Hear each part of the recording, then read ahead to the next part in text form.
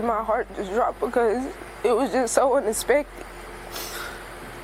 And then the way she went was like uncalled for, like she didn't deserve that. Deja Hood was missing for a day until Tyler police found her lifeless body. Deja was killed by someone she considered a friend. I know for a fact whatever he did to her, she had a strong fight. Pointless murder of 18-year-old Deja Shanice Hood. She was a recent high school graduate out of Tyler, Texas. And this story made me mad when I saw it on Instagram because this girl died for doing nothing other than being a friend to someone and then playing around and joking around with him, and he killed her for it. 18-year-old Deja Hood was reported missing by her family on Monday.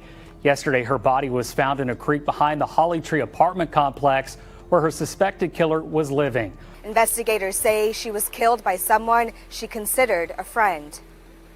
Even though he's been arrested, there's still a lot of follow-up. Jamaria Britton is charged with murder in the death of Deja Hood. According to the arrest affidavit, he picked her up from her home and brought her to his apartment at the Holly Tree complex. Deja was babysitting a 1-year-old child who came with her to Britton's apartment. Britton told investigators he went into a fit of rage after Deja playfully tugged his ear, reminding him of his ex-girlfriend. The affidavit says he confessed to smashing her head with a wine bottle, choking her and hitting her with a hammer until the handle broke off. He says he left the scene to return the 1-year-old baby to Hood's house. When he returned to his apartment, he found Hood still alive. That's when he told police he stabbed her multiple times. It was around just before 1 p.m. where they found the evidence behind one of the apartment buildings. That evidence included footprints leading to her body, which was found wrapped up in a sheet in the creek behind the complex. That led us to then take the suspect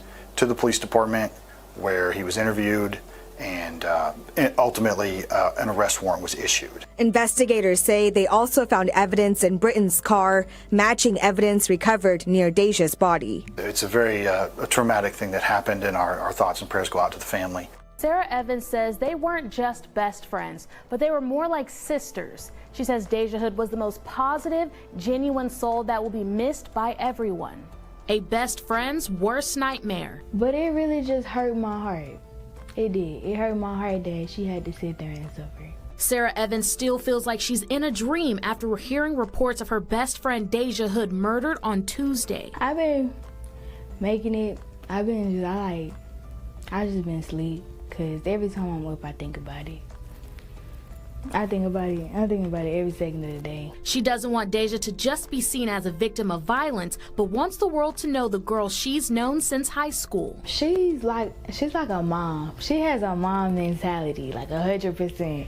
Like she cared for everybody. She loved everybody. Before her death, 18-year-old Deja Hood went to Sarah for everything, lately for career advice. She liked doing hair, like installing wigs and stuff, coloring wigs.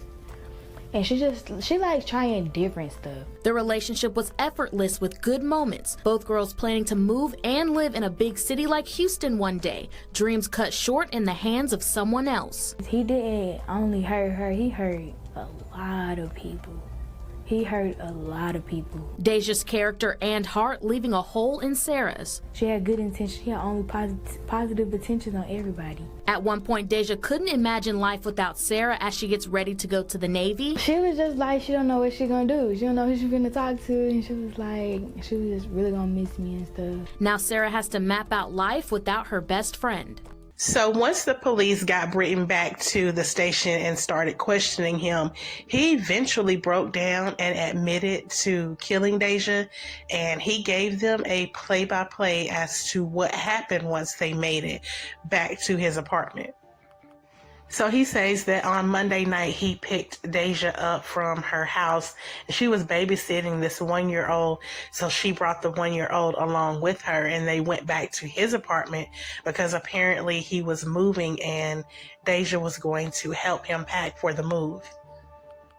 So then once they were back at his apartment, he says that at some point he walked into his kitchen and suddenly just got mad and angry thinking about his ex-girlfriend. So apparently he had this ex-girlfriend that he had just broken up with. and he suddenly started getting angry and angrier as he was thinking about this ex-girlfriend.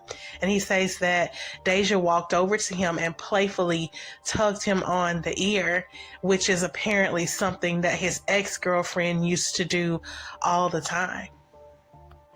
And so because Deja's tugging on the ear reminded him of his ex-girlfriend, who he was still very angry with for apparently dumping his ass, he told police that he grabbed a glass bottle and he hit Deja over the head with it, and that sent her falling down to the floor. He then says that after he had knocked her down to the floor with the bottle, that he then started punching her and even strangling her. And then at some point he says that he grabbed a hammer and started hitting her in the head with it. So I'm just not understanding why he even went and picked Deja up. If you this mad and you this angry over whatever was happening in your life, why'd you even go pick her up? And so he just violently and brutally attacked this girl for no reason other than her playfully tugging on his ear, according to him.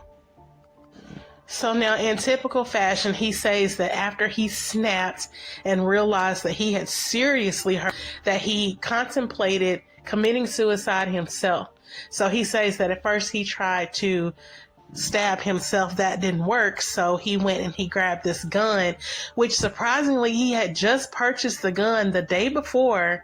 And so then he got this gun and put it to his head, apparently with the intent to kill himself, but then suddenly a neighbor knocked on the door and that stopped him. So the neighbor had knocked on the door because apparently she heard a loud commotion. She or he, doesn't specify whether the neighbor was a man or a woman, but the neighbor knocked on the door because they heard commotion and they wanted to know if everyone was all right. So Britton says that he made an attempt at covering Deja's body up before answering the door and telling the neighbor, everything's fine, we're all good. So after the neighbor left, then that's when he said he remembered the 1-year-old, the baby that Deja had brought with her, that was in the bedroom watching a movie on his bed. So he says it was then that he grabbed the baby and took the baby back over to Deja's mother's house. So after he took the baby back to Deja's mom's house and he came back home, he says that once he walked inside the apartment, he could hear Deja calling his name, no doubt calling for help, because this is her friend. So she's still thinking, help me. And he told police that after he realized she was still alive after everything that he had done, hitting her over the head with a bottle, punching her, strangling her, that she was still alive. And so he grabbed a knife and he stabbed her multiple times.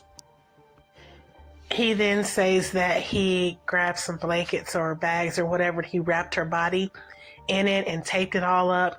And around 3 o'clock in the morning, he says that he took the body outside, dumped her over a fence like garbage, like trash, just no regard whatsoever for this young lady's life. And so this, like I said, happened about 3 o'clock in the morning, but at about 7 o'clock in the morning, he went back outside where he dumped her body, and then he covered it up with a bunch of leaves so that nobody would see her.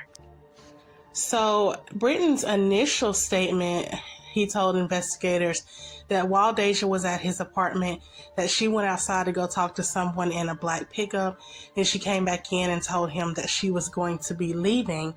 And so he says that he went ahead and he finished packing, that sometime later Deja called and asked him to come and pick her back up, and then he noticed the 1-year-old under the stairwell. So I'm not exactly sure if that was him trying to establish himself an alibi or trying to take the heat off of himself initially. But whatever the case, he did go ahead and break down and admit guilt. And so I'm sure once the trial, gets started, by then we may hear more details into what made him do this awful, gruesome, brutal crime to a young lady who did not deserve it at all. This young lady's life was just getting started, and from all accounts, she had such a bright future ahead of herself. She had already completed certified nursing aides classes. She loved kids, so she could have had a bright future doing literally anything. And that was all taken away from her at the hands of somebody that she considered a friend, and in her last moments was trying to help him out.